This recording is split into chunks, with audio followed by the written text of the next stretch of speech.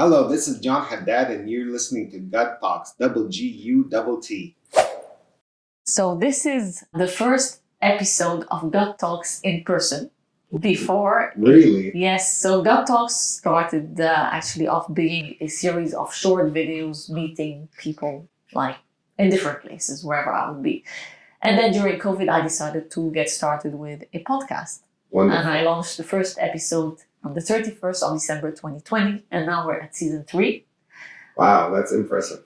Yeah, You stuck with it. Yeah, between the decision and the action, it took a few months actually. But yeah, anyway, we're here now and we're in Lebanon at the moment with this first in-person podcast with different cameras. So I don't know where to look at the moment. So thank you for all this equipment, John, as well. My pleasure, my pleasure. So let's get started. I think I want to make use of this time just to, talk about you and your journey and what you're doing. Thank you. So the first question would be actually, who's John? Yeah, that's a good question. I mean, I would definitely classify myself as I would like to say scientist, but I know that word is kind of being overused and misused in some kind of places. But I always strive to look for answers and more answers, and I'll never stop. So I will be a forever student of my own findings, though. I mean, I've studied a lot of people's findings, and a lot of people led me in the right direction towards where to look, but I will always be a student of my own findings. I will look and search for answers, doing my own thing. And this is what I will strive to do my whole life. So I would like to say scientist, if I will. Maybe that's the short answer, but that's where I'm going to keep it at. Okay. So just to put things into perspective, why are we here today? Just to make the long story actually shorter, but I was kind of surprised and impressed knowing that there is someone like John who does what he's doing, and I'm going to get into this, who's based in Lebanon after everything that happened. More time. And I don't really like to go into this conversation because for those who don't know, maybe I'm from Lebanon as well. And it was through a project that we came across the name of John Haddad. And when I figured out, okay, this guy is Lebanese, tried to get in touch. And I got to know that you are quite known in the biomechanics world, in the movement world. So when we talk about the body, the muscles, how we move as human beings and as athletes, your name is quite renowned globally. So, and then finding you here, I was like, wow, okay, when I come on holidays, it's not just holidays, it's about learning new things and meeting amazing people as well. So, John, so you have a story, and I listened to one of your TEDx talks here. And I'm going to touch on a few bits and then let you get into that. You had I'm going to say you can expand on this, but you were quite big. Yes, extremely. Extremely big back in the days. And you showed your pants in Yes. this talk.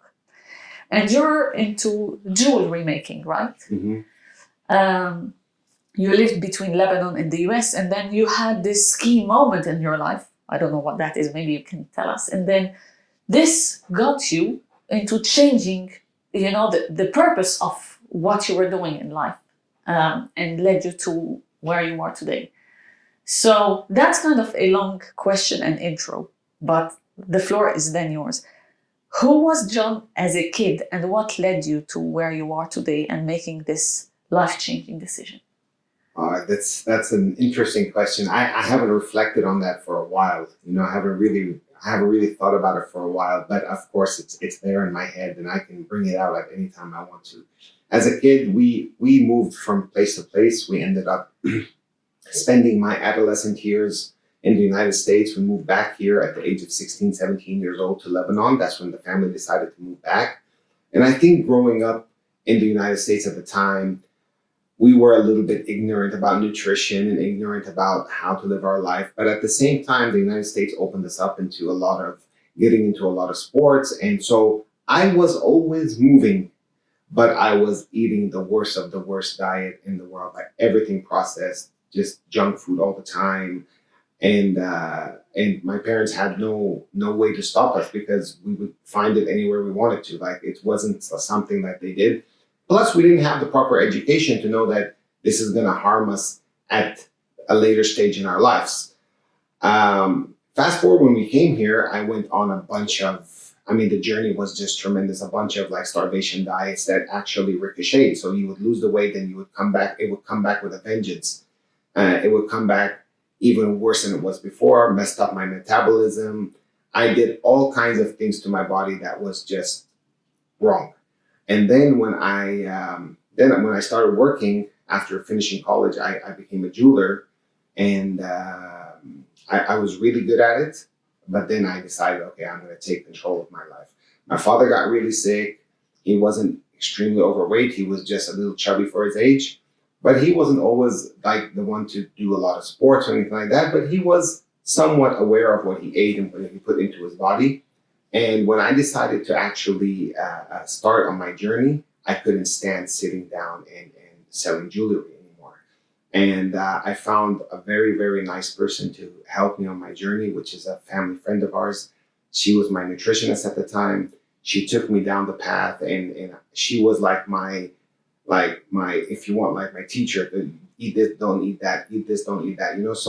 So I went on this journey, and then when I eventually just went into it, I couldn't stand being a jeweler anymore, and so I decided to go into the health and fitness industry. This started off. I actually went back online, and I did a 3 years and got my nutrition degree online, and figured out that was a bunch of baloney also, because they just teach you a bunch of the wrong things. But we're not going to get into that on this podcast. But after that, I just dove into sports. So this center here was supposed to be a center for fitness and nutrition, to helping out overweight people overcome, because I knew that they had some difficulties in movement also. And even for myself at the time, there was always something that there's a barrier which we couldn't do certain movements. So I wanted to actually do this. Then everything turned around into figuring out, okay, being overweight comes with a lot of injuries and a lot of pains in certain areas, and then figuring out how to actually, I was never the person to say, yeah, avoid this movement. I knew that there was something wrong there. Okay, I don't want to avoid the movement. Why is this pain happening during this movement? So that was my journey towards where I am today, and still trying to figure things out. I think I've actually surpassed a big step in my life into actually understanding how the body works in terms of muscles and fascia and how it interconnects with each other. But I'm always on a journey to figuring out more and more. Okay. Wow. So basically, it started with through a personal story. Like all the good stories. Yeah. What it took you over a year or a year and a half, right? It took me a year and a half to lose the weight. Yeah, a year and a half. Okay. It was a lot of weight. I put a little bit back, but it's okay, because I think my metabolism suffered a lot at the time. And my metabolism got really slow. Now it's coming back. I mean, I'm always trying to find the right solution for it. So we're doing what we can. And of course, stress doesn't help your metabolism either. And you know what we've been through in Lebanon the past few years. So it's okay. I'm healthy. I'm doing all right. And everything is on its right path.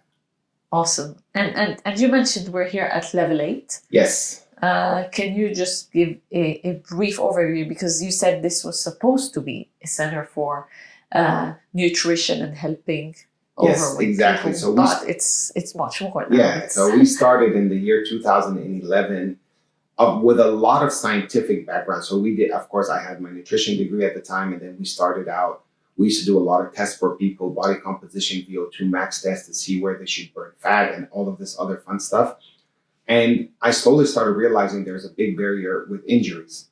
So I started diving deeper into that, took a lot of courses. I had a lot of good people that held my hand and led me in the right direction, and towards where I am today. So there were a lot of good people were on my side at the time, and I thank them all the time for this.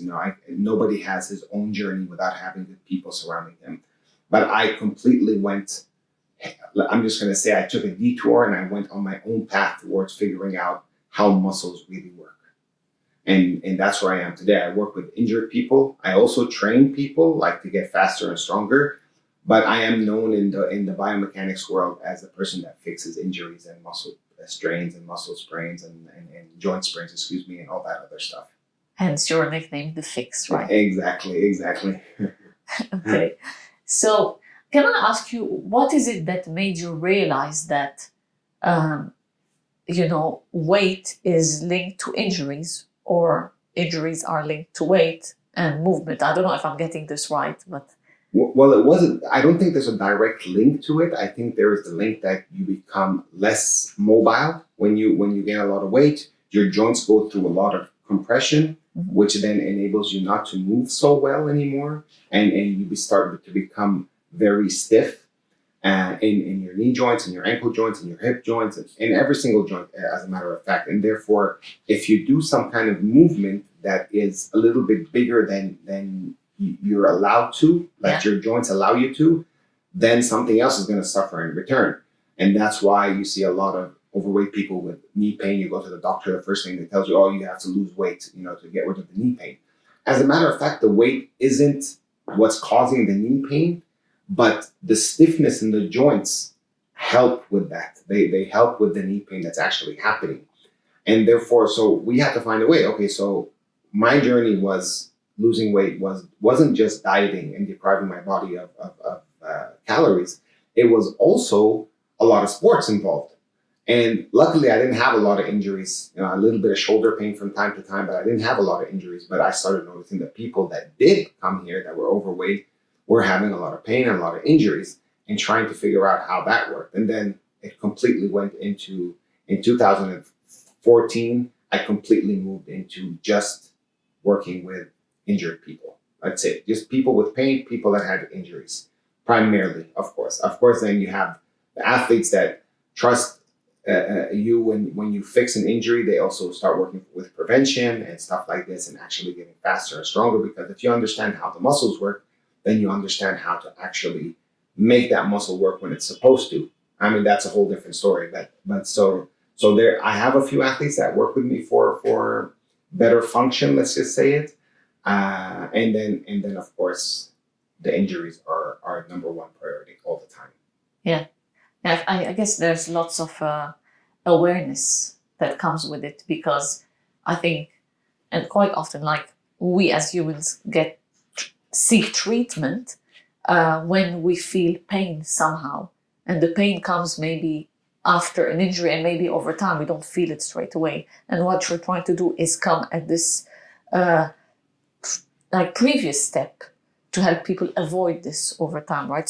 Specifically athletes also, right? Specifically athletes, of course, they use their body a lot more than a normal gym goer does or anything like that. So we can actually use the phrase they overuse their bodies, and recovery is very important. How much are they able to hold that strain in their bodies and their muscles over time is extremely, extremely important. So this is one of the things, like with athletes, it's a very unique way, because you have to accustom yourself to their schedule, depending on what kind of athlete they are. You have to accustom yourself to their schedule to see how much they're actually training with the team training or individual training on themselves, and then see where you can fit in your little thing and see what works the best for them and what they need the most of. So I don't want to just do things to do things. I have to see how to actually build this program to accustom with their program that they have to do as athletes, and then to actually start doing a little bit of our own to fit in without overdoing it. So it's a very unique way, I want to say fragile way of doing things, but it's been working okay. It's been working okay. Okay, so I think we have different things here, and I'm gonna maybe let's deep dive into the athlete sport first, since we're on it. You said they have a very a busy schedule, busy lifestyle, and you work with different athletes, from like footballers, skiers, all across, right? Like at a very high level. Like, it's not like the average athlete, it's the ones that are more than professionals. I mean, they're superstars as well. These are the guys you work with, and they need to stay at the top all the time. Absolutely. And you're saying they use their body so much that it become fragile. I mean, I don't know, how is it? What do you do to help them? Because you spoke about programs, and you also don't want to disrupt their current lifestyle. So you're starting in this part where you're interfering or intervening actually in specific areas. How do you see this becoming a major part of it also all the time, to keep their body at the top all the time? So I have a unique way of thinking about injuries. If we want to categorize injuries, we can categorize them into two different things. We can categorize, many different things, but let's just call them non-contact injuries and contact injuries. Contact injuries cannot be prevented if we just speak it out loud. Like the large title of it is contact injuries cannot be prevented. Yeah. They can be less harmful to your body if your body is able to absorb that kind of hit more and more. But the big one is non-contact injuries that we've been seeing on the rise, especially in the athlete world, especially in sports, professional sports. You see a person running and all of a sudden, snap, something happens. An ACL tears, a muscle tears, whatever it is, a hamstring, a calf, a groin problem, whatever it is. Okay, depending on, of course, the athlete, what sport they're playing. So there's more common injuries in certain sports. These things should be avoided at all costs, and they can be avoided at all costs because their bodies are so well balanced that their nervous system actually catch up to their speed and how much they're playing. So their nervous system is supposed to tell them that there is something happening at a certain time. When that injury happens, for instance, when we haven't been working with an athlete for a long time and that injury happens, I look back to see where is the blockage in that nervous system and why didn't the nervous system respond in time? Was it complete fatigue? Is that person completely fatigued? Or is there a blockage in their nervous system that comes from fascial adhesions or muscle adhesions that's not allowing the signal to pass through easily so that that person's body is able to adapt to a certain movement? Let's just say, for instance, I want to go up, but not myself, but let's just say a person wants to go up and kick a ball and they want to go really, really high with their leg. They're putting a lot of strain on their groin muscles, on their hamstring muscles, on certain muscles like this. And their body is supposed to tell them when they put a lot of strain like this, their nervous system tells them, hey, you're going too far. So their body adapts. Their abs will contract, their pelvis will posteriorly tilt, their knee will bend so that their hamstring doesn't get that far open. When that doesn't happen, it's either the nervous system wasn't fast enough because it was complete fatigue. Maybe they've been playing too many games after each other. Maybe it's at the end of a certain game that it's like the 90th minute of a football match. Or more than likely that this is the occurrence because they're used to playing this much, is that there's a blockage in the nervous system somewhere. And that blockage in the nervous system needs to be found so that these problems don't reoccur. Fixing it is the first thing. That's primarily because they have to go in, but then figuring out why this happened is what I want to go. I want to go to the root cause. Why did this happen? Why didn't your nervous system respond to this movement that you asked it to do? So that's basically what we've been on a mission to do. And this is where all of my sessions come in, where I test every single athlete using my movements. And it's not, they don't know it's a test, but it's because we're moving in a specific way, but I get to test and I get to see where the adhesions are, and then I get to work with that, or where the blockages are, and then I get to work with that a little bit to keep everything moving the way it should be moving. So that might sound like a naive question, but I'm going to ask it anyway. With athletes you've been working with for a while, is it faster for you to figure out what the issue is? Absolutely. Especially also the athletes, like depending on the athletes, they have a good team around them. If I'm working with them all the time, if they're here, if I'm going there, like if I get to touch a lot of these athletes, I do online with them. Yeah. So there's always a collaboration between me and the rest of their team, whoever they're working with, whether they're individual athletes or team athletes. I talk with whoever collaborates with them over there, and so we help each other figure things out.